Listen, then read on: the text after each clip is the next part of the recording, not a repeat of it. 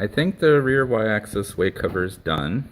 Well, at least we'll find out if it works. So I'll run it through some motion here. I got the front weight cover on that came with it. It's a little bit on the tight side, but it'll work until I can find something better. So I think that should work good. I put the side panels on, so hopefully it'll keep most of the chips out. We'll see. Anyway, a few people had some questions kind of how this works. I have this just kind of mocked together so I can kind of a mock-up to see how it's working, if I need to change anything. But this is a Mesa 7992, which is an Ethernet interface card. So people talk about external motion devices, like for Mach 3, let's say. LinuxCNC doesn't use external motion devices. Motion is always in the computer. The computer's running real time, and all the trajectory planning and motion calculations are done in the computer. So there's a real-time connection, this one's over Ethernet, to this 7992. What it does is what the computer doesn't do very well. It does high-speed step and direction, like into the megahertz. It does pulse width modulation. It does encoder counting into the megahertz. So it's really just a big interface card. It does the stuff that the computer doesn't do well. The computer does all the stuff it does do well. Floating point calculations for trajectory. It is running a real-time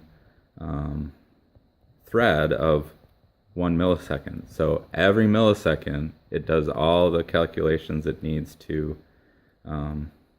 control the machine. So it reads all the inputs from the Mesa card, it does all the calculations, it spits out all the information back to the Mesa card, if that makes sense.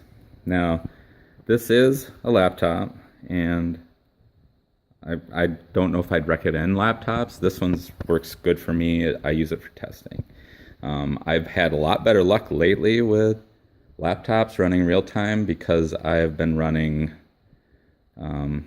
it's called RT Preempt. It's a newer to LinuxCNC real time. And it's actually kind of mainlined into the kernel now, so it's a lot easier to set up. Anyway, I still use the LinuxCNC boot disk to set this laptop up. All right, so, okay, we're talking about the 7992.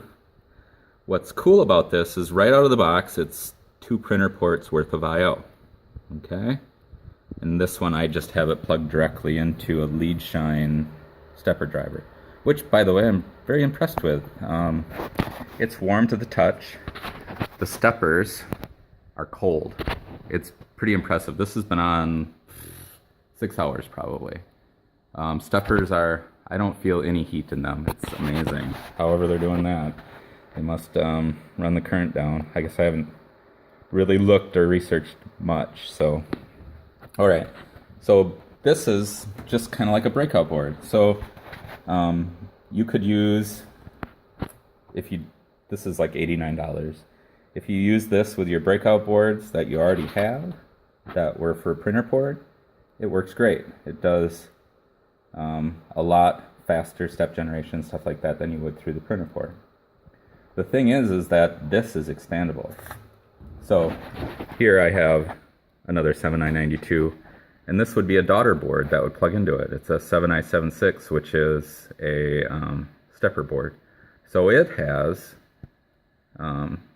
48 I/O, 5 axis of step direction, plus an encoder counter for like the spindle, and an analog output to run like a VFD. And this is expandable. This can communicate what they call smart serial to other devices. And you could technically plug 2 of these things into the 7992 if you wanted to. Or here's another daughter board. It's actually the analog version to run analog servos with encoders for closed loop feedback. This one this and this, they both could be plugged into this card if you wanted to. It's kind of neat. And that one's expandable.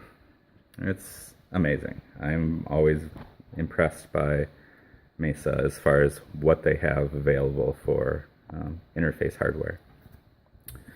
So I guess that's the rundown of why I like Mesa and why it works so well with LinuxCNC.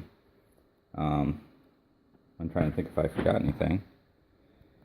I don't know. Ethernet interfaces are relatively new in the LinuxCNC world. I have not had any problems with them. They're rock solid. We converted a Matsura maybe a year and a half ago, and that was my first playing around with Ethernet interface cards. It's actually a different series of cards from Mesa, but same idea. When I get a chance, I'll walk you through that one, because that one's got a lot of cards in it to do everything that it needs to do.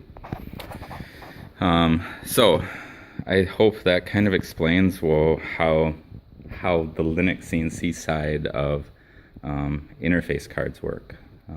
They're not, like I say, they're not motion devices. They are pretty much just interface cards that do fast step generation, pulse width modulation, encoder counting, resolver reading, all kinds of cool stuff. So anyway, I think that's what I have for now. And if anybody has any questions, I guess ask. Talk to you guys later.